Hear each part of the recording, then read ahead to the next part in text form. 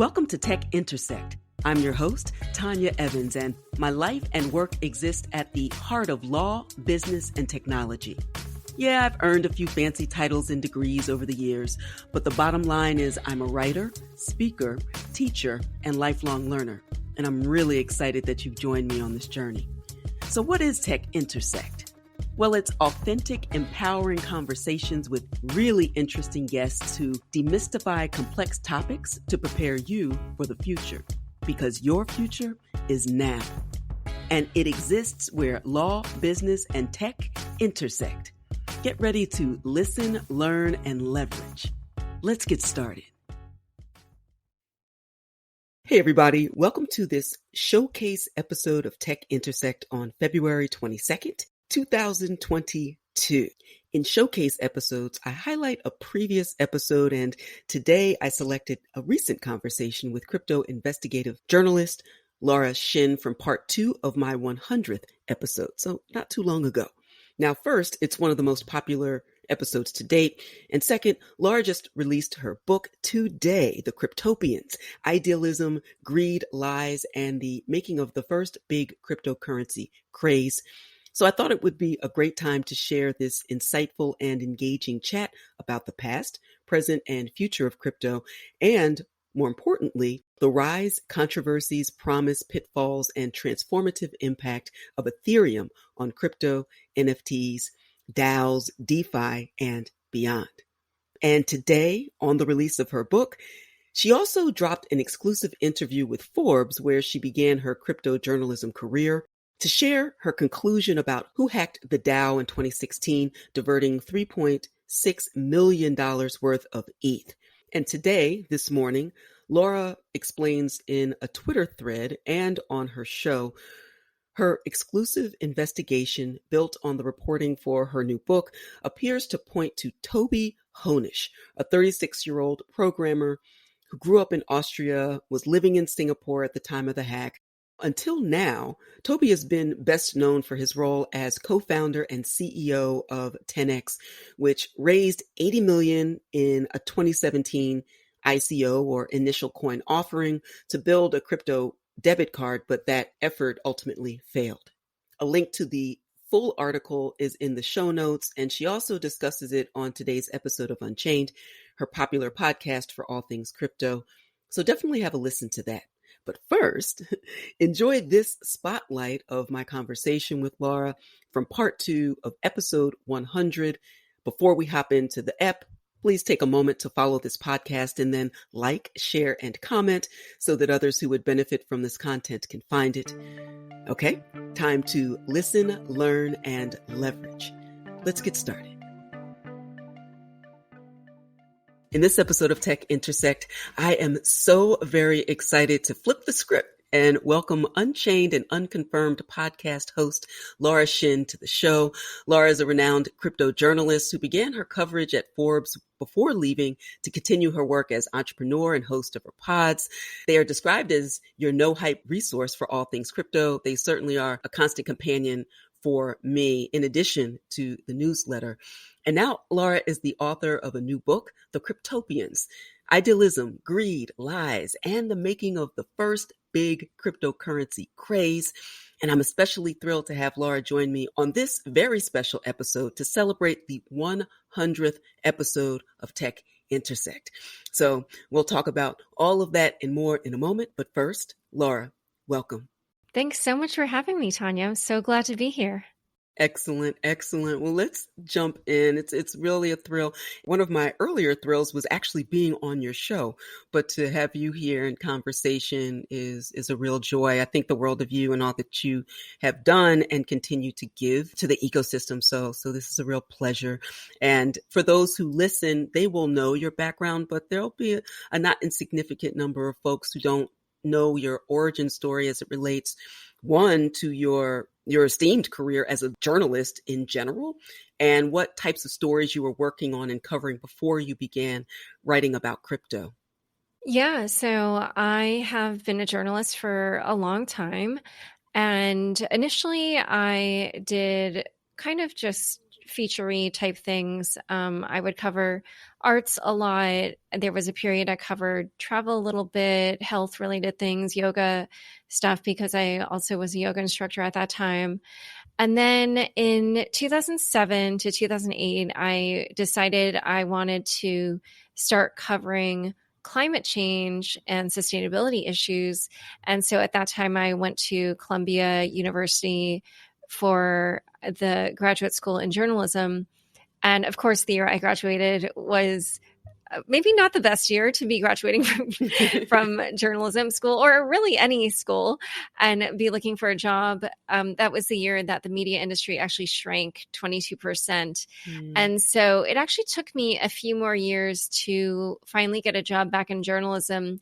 But when I did, I was covering personal finance, and that was kind of the launch pad for me to eventually get into crypto, because years later I was freelancing for Forbes. And by that time I'd been covering personal finance for, I think, 4 years. And it's one of those beats that doesn't change a lot. And so I was getting to the point where I felt like I wasn't necessarily learning new things when I was writing articles.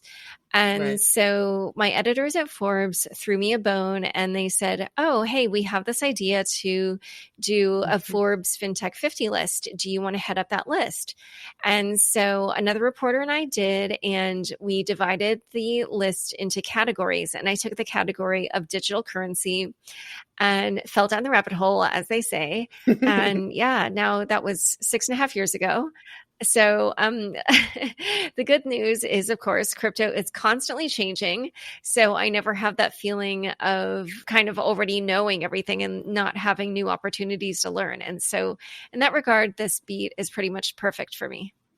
Yeah, that makes a lot of sense. Did you get any pushback or resistance when you wanted to focus exclusively on this space, particularly at that time? Yeah, because that was spring of 2015. Very quickly wanted to only cover at that time what was called Bitcoin and blockchain. And so it really wasn't until the middle of 2017, when I was getting these other job offers and things like that, that Forbes finally agreed to let me cover it full time.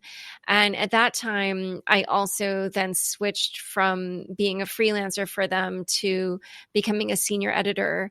And hilariously, things were moving so fast in crypto at that time that I then became the fastest staff writer to ever go from being hired to having a cover story, because there was an article I was already working on as a freelancer, which we had, been thinking, oh, this definitely is a potential cover story. And then things just were taking off so fast with all the initial coin offerings at that time, that then I think like something like either 2.5 or 3 weeks after I officially got hired, the cover story on initial coin offerings came out. Amazing. Absolutely amazing. The timing. You can not time anything in this space, but there is some type of divine timing at some point that puts people in the right place at the right time.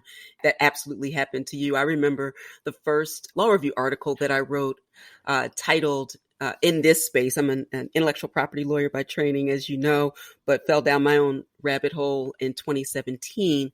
And at the end of 2017, you'll remember when CryptoKitties came on the scene with a gangster lean and completely upended the Ethereum virtual machine. And the law review article was titled CryptoKitties, Cryptography and Copyright.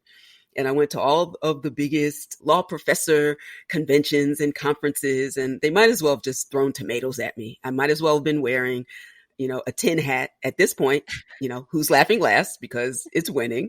And everybody now cites to that work. So I just, I'm not one to gloat, but I am a little petty, Lars. So I rather enjoy that.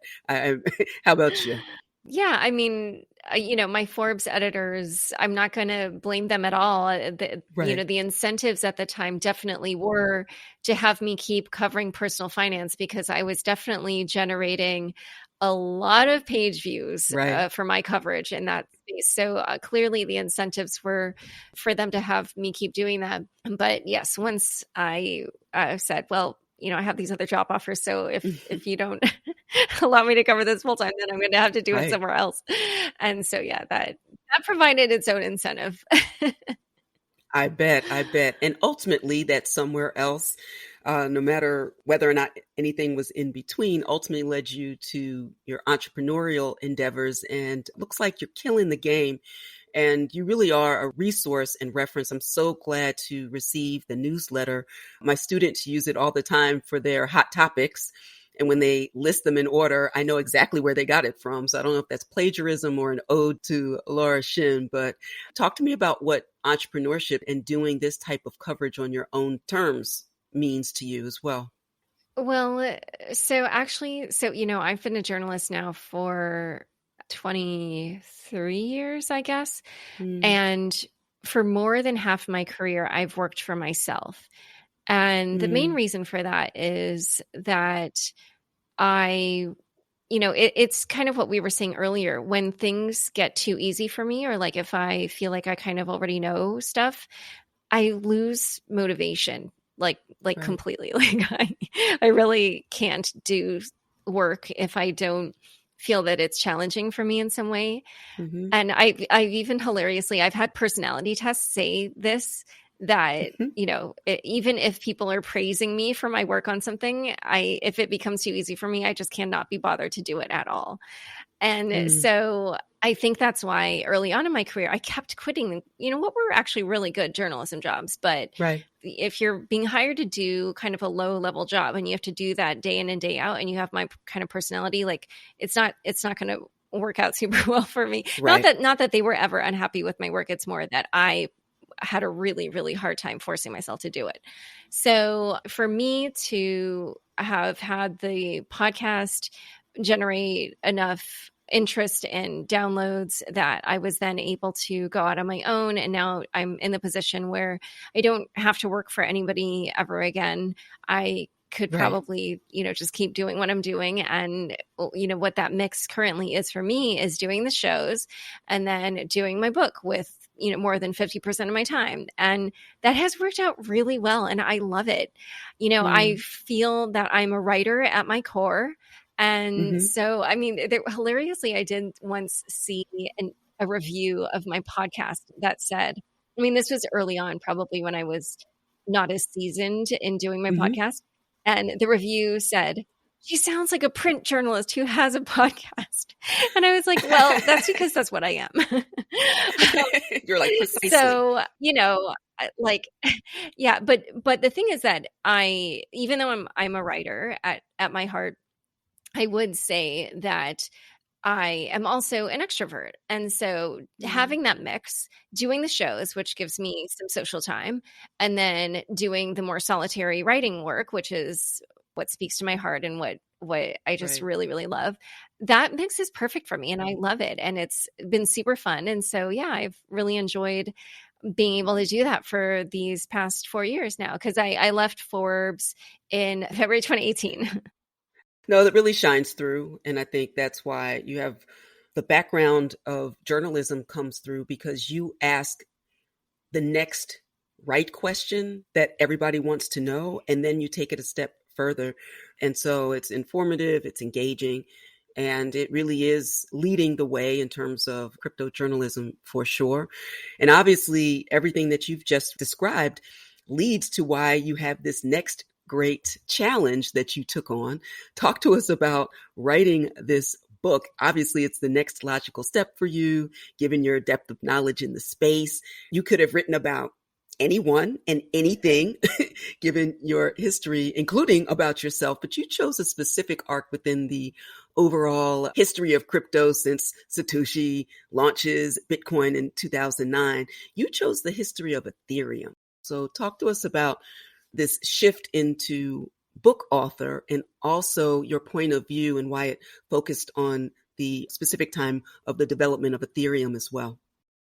So I had always had this goal of writing a book. And when I quit Forbes, that was at the height of the initial coin offering craze. Mm-hmm. And it was basically right as the bubble was starting to burst. And so I felt like I had witnessed this singular moment in history. And it definitely felt like it was good material for a book. Mhm. And what I decided to do with that book was to describe how that whole phenomenon happened. I mean, it really was just such a juggernaut in terms of how quickly ICOs took off and began just inhaling all kinds of cryptocurrency Right. and making the people holding these ICOs quite wealthy, or at least their projects, in a short amount of time. And not only doing that, but doing that from across the globe. I mean, it really was a Right. phenomenon that just had never been seen before. And so to have that take off that quickly, it just felt like it needed to be explained. How did this happen? And Ethereum really was the main platform. And so in that regard, the book definitely kind of needed to explain, where did this smart contract platform come from? Who were the Mhm. people behind it? What was the history before the ICO craze? And so the book ends up being kind of like maybe 75% a history of Ethereum. And then toward the end, as the ICO craze takes off, it kind of branches out into some of the other storylines that were central to that ICO phenomenon. It's really fascinating because when you think of those early, I'm drawn to the words that you use in your subtitle of idealists and technologists and opportunists. And there's so much of that. It is, ripe for an American tale or a universal tale, quite frankly. The idealists, the folks who are working in the trenches, building, and then those who see the opportunity and kind of glob on as well. What are some of your insights about the distinctions and the commonalities about idealism, the technologists, but also the opportunists in the space? Well, it's just like you said. So Ethereum was created after Bitcoin had already achieved some success. So Right. at the time that it was being formed, there were already people who were quote unquote Bitcoin millionaires Mm-hmm. and people in what we would now call crypto, but at the time really was just Bitcoin. They recognized, oh, the people who were in on this early were the ones who became Bitcoin millionaires, or at least did very well, because obviously the more money you had to put in at the beginning, the better you were able to do. Or Right. maybe if you just mined Bitcoin very early, but that was a small number of people. And so definitely when Ethereum came around, there was this kind of awareness that if you got in early with Ethereum, it could definitely set you up well if Ethereum itself succeeded. Right. And so there were definitely a lot of characters like that were involved in Ethereum early on. Definitely becomes a point of tension in the book.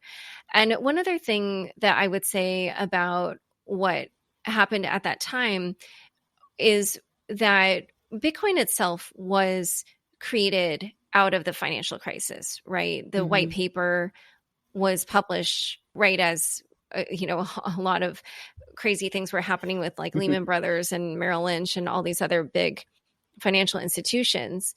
And then the network itself launched in January of that year, Mm-hmm. referencing the fact that we were in this financial crisis. And, the answer that Bitcoin provided was a technology answer. And Mm. what's fascinating is that same theme comes out in the creation of Ethereum, where Mm. there is tension between these more business minded people versus the developers.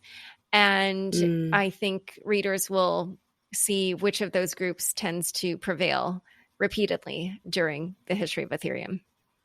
Yeah, that's really fascinating. And it's a really important point. And I think of some of the conversations as well as the out and outright arguments in the middle of the space, which is not particular to Ethereum.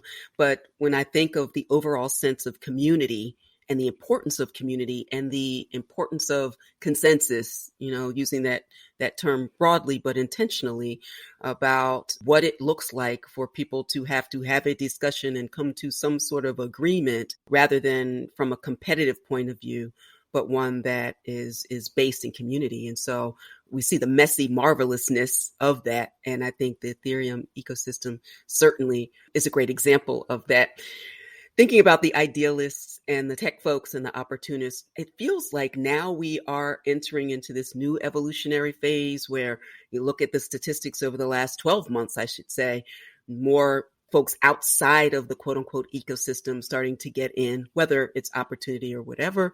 And between buying at least Bitcoin, let alone other coins or tokens, and certainly the NFT craze, we see a lot of people who they don't come from finance, they don't come from tech, but they are interested in the opportunity and the possibilities in the space. So I'm wondering your thoughts about if you think that we are entering into a new evolutionary phase that is moving beyond the core of crypto. Oh, yeah, for sure. I mean, already, that's been happening for over a year now. Hilariously, I mean, I've said this on multiple shows, but I am always reminded of a very funny tweet that I saw by Fred Ursum, the co-founder of Coinbase, where he says, as the NFT craze was taking off, he says, well, it turns out more people are interested in culture than they are in money, which Who knew? definitely reflects my own set of friends, because I've been telling them about Bitcoin and cryptocurrency for 6.5 years now, and nobody's really gotten interested. But Right. now with NFTs, now some of them are actually getting interested in a different way. And so I totally think that we are seeing a lot of people who, I mean, it's so easy to just pick out any NFT headline. I mean, we're seeing Right. musicians and film directors and authors and photographers and artists and all different kinds of people that are now getting into crypto via NFTs. I mean, athletes, that's a big one from the last year. So definitely now the normies are showing up. And I think what that reflects also is just how kind of like open the design space is, as probably one of the thought leader VCs would say, or just any of the other people who kind of blog about this stuff. And I think that's totally true. When you have this new tech, I mean, it's just going to be like the internet, but Right. as I'm sure people have seen the tweets, if the internet first started as read and then Web 2 was read and write, now it's read, write, and own. And Yes. when you boil it down to something that simple, that really shows that, yeah, you can have all different kinds of variations on that theme. And I think this is going to play out for decades.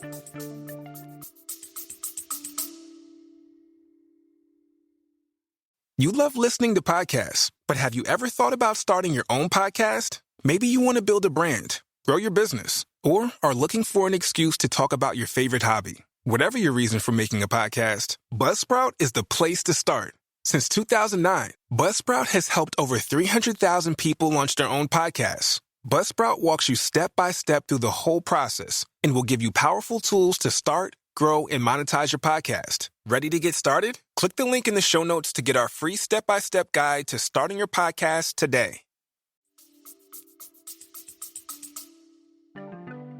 We hope you're enjoying this edition of Tech Intersect.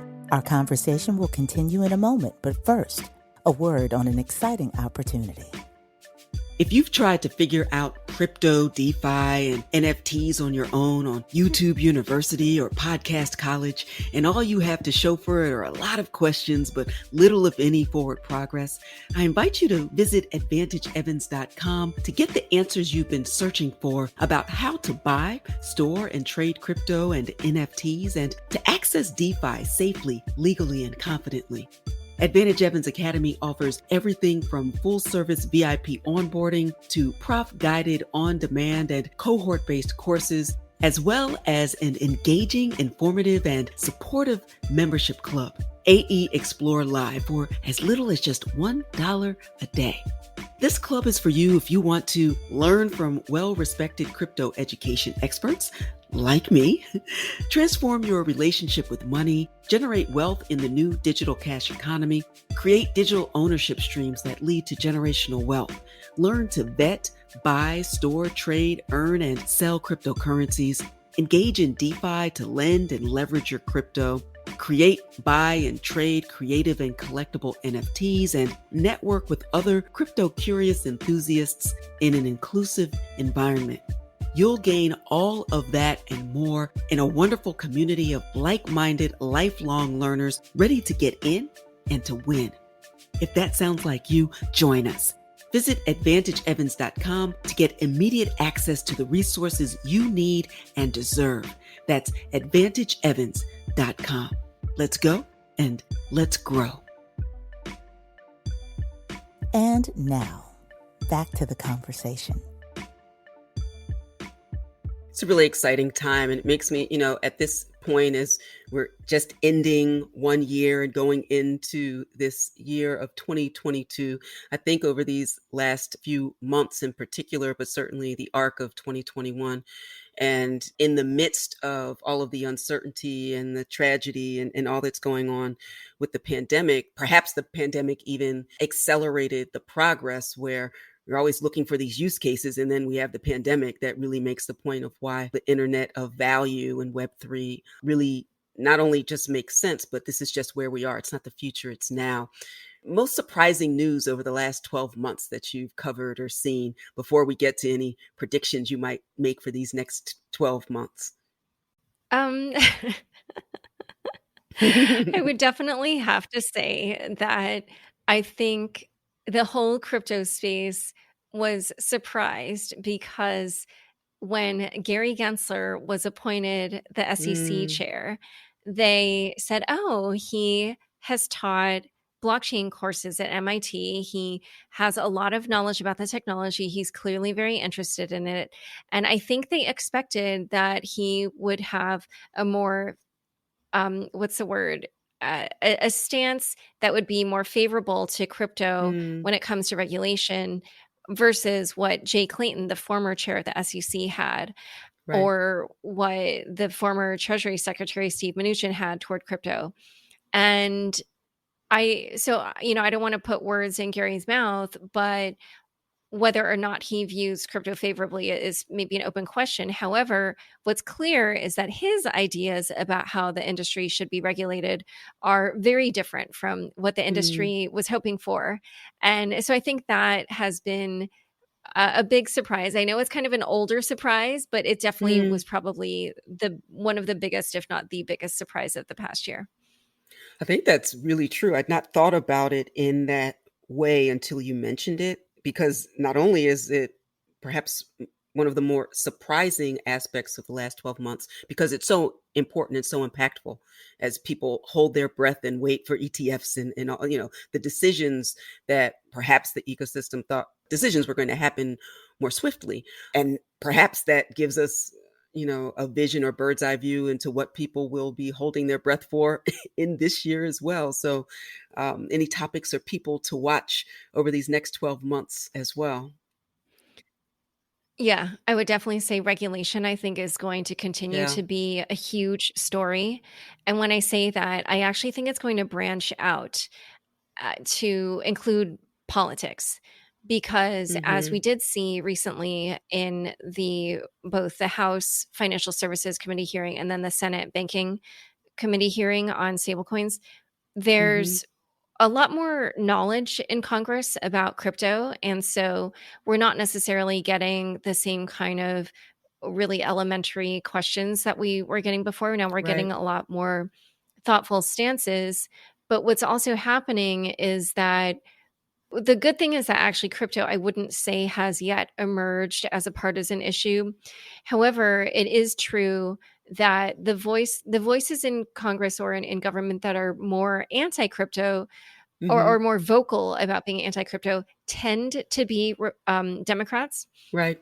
and the ones that tend to be more identified or more vocal about being pro-crypto are Republicans. And Right. of course, there's, I already mentioned some Republican administration officials who were definitely anti-crypto. And there's definitely Democratic Congress people who have been, sponsoring crypto legislation and otherwise who are pro-crypto. However, broadly, that's at least kind of the general perception.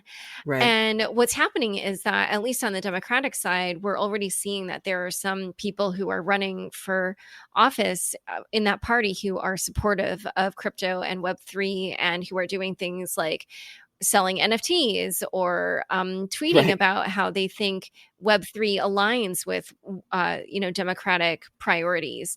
And one of them, interestingly, is a former senior advisor to the Consumer Financial Protection Bureau, or CFPB. Mm. And if you're not aware, that agency is the founding of it was really credited to Elizabeth Warren.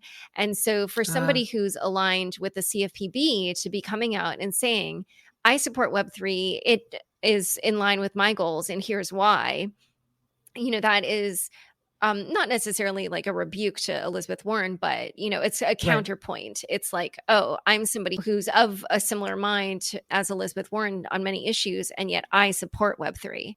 So for all these reasons, I do expect that we're going to see the midterms are going to maybe show some kind of sea change when it comes to attitudes to crypto, mainly because I think these politicians are going to realize that there's a lot of money in that constituency. Absolutely. Absolutely. I just actually, a few episodes ago, interviewed Matt West. He's running for Congress. He's a Democrat. I titled that episode DeFi's Candidate for Congress or something like that. And we had a really good conversation about this. He works at Intel, there's a new seat in Oregon. I think it's the 6th district for the House of Representatives.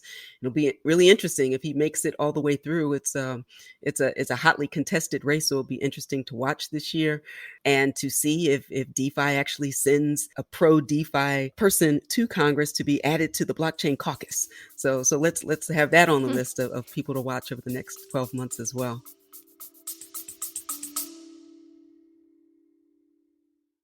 If you're an engineer or a scientist, you love Formula One, you love cycling, you love learning about how new technologies are changing the world around us, then I thought you may want to listen into my new podcast, the Neil Ashton Podcast. We talk to leading engineers and scientists from around the world, hear about their life stories, hear about new technologies, and hopefully educate you and give you a better sense of how key things like machine learning, artificial intelligence, supercomputing are changing the world around us. If that sounds like it's something you might like, you should come and have a listen.